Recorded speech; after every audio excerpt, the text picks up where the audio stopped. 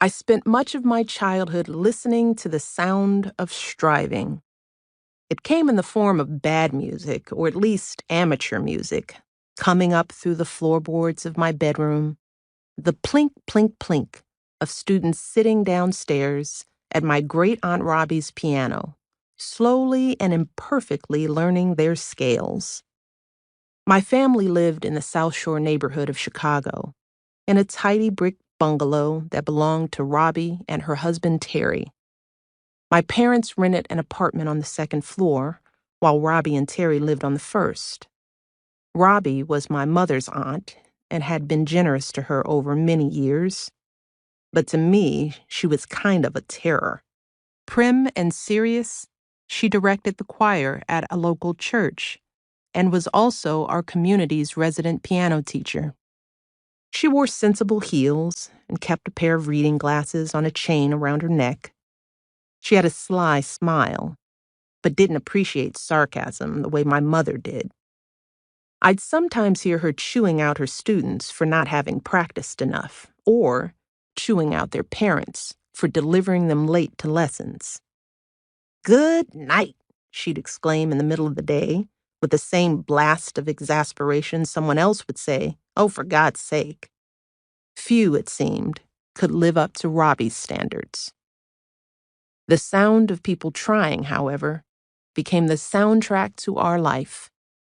There was plinking in the afternoons, plinking in the evenings.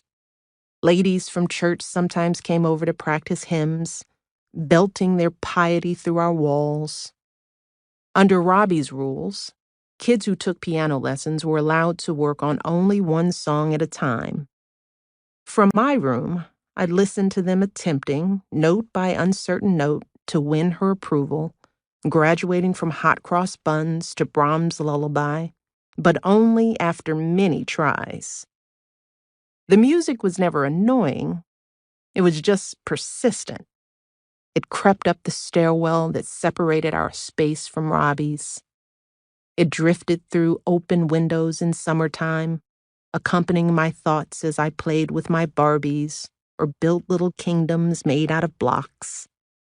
The only respite came when my father got home from an early shift at the city's water treatment plant and put the Cubs game on TV, boosting the volume just enough to blot it all out. This was the tail end of the 1960s on the south side of Chicago. The Cubs weren't bad, but they weren't great either. I'd sit on my dad's lap in his recliner and listen to him narrate how the Cubs were in the middle of a late-season swoon, or why Billy Williams, who lived just around the corner from us on Constance Avenue, had such a sweet swing from the left side of the plate. Outside the ballparks, America was in the midst of a massive and uncertain shift. The Kennedys were dead. Martin Luther King Jr. had been killed standing on a balcony in Memphis, setting off riots across the country, including in Chicago. The 1968 Democratic National Convention turned bloody as police went after Vietnam War protesters with batons and tear gas in Grant Park, about 9 miles north of where we lived. White families, meanwhile, were moving out of the city in droves, lured by the suburbs, the promise of better schools, more space, and probably more whiteness, too. None of this really registered with me. I was just a kid, a girl with Barbies and blocks, with 2 parents and an older brother who slept each night with his head about 3 feet from mine. My family was my world, the center of everything. My mom taught me how to read early, walking me to the public library, sitting with me as I sounded out words on a page. My father went to work every day dressed in the blue uniform of a city laborer, but at night he showed us what it meant to love jazz and art. As a boy, he'd taken classes at the Art Institute of Chicago, and in high school, he'd painted and sculpted. He'd been a competitive swimmer and boxer in school, too, and as an adult was a fan of every televised sport from professional golf to the NHL. He appreciated seeing strong people excel. When my brother Craig got interested in basketball, my father propped coins above the doorframe in our kitchen, encouraging him to leap for them. Everything that mattered was within a 5-block radius. My grandparents and cousins, the church on the corner where we were not quite regulars at Sunday school, the gas station where my mother sometimes sent me to pick up a pack of Newports, and the liquor store which also sold Wonder Bread, penny candy, and gallons of milk.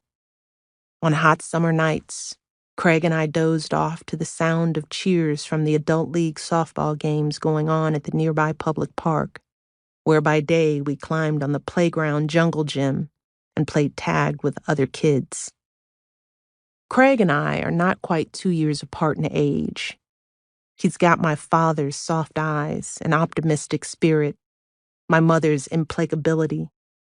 The two of us have always been tight, in part thanks to an unwavering and somewhat inexplicable allegiance he seemed to feel for his baby sister right from the start. There's an early family photo, a black and white of the four of us sitting on a couch, my mother smiling as she holds me on her lap, my father appearing serious and proud with Craig perched on his. We're dressed for church or maybe a wedding. I'm about 8 months old, a pudge-faced, no-nonsense bruiser in diapers and an ironed white dress, looking ready to slide out of my mother's clutches, staring down the camera as if I might eat it. Next to me is Craig, gentlemanly in his little bow tie and suit jacket, bearing an earnest expression. He's 2 years old and already the portrait of brotherly vigilance and responsibility, his arm extended toward mine, his fingers wrapped protectively around my fat wrist.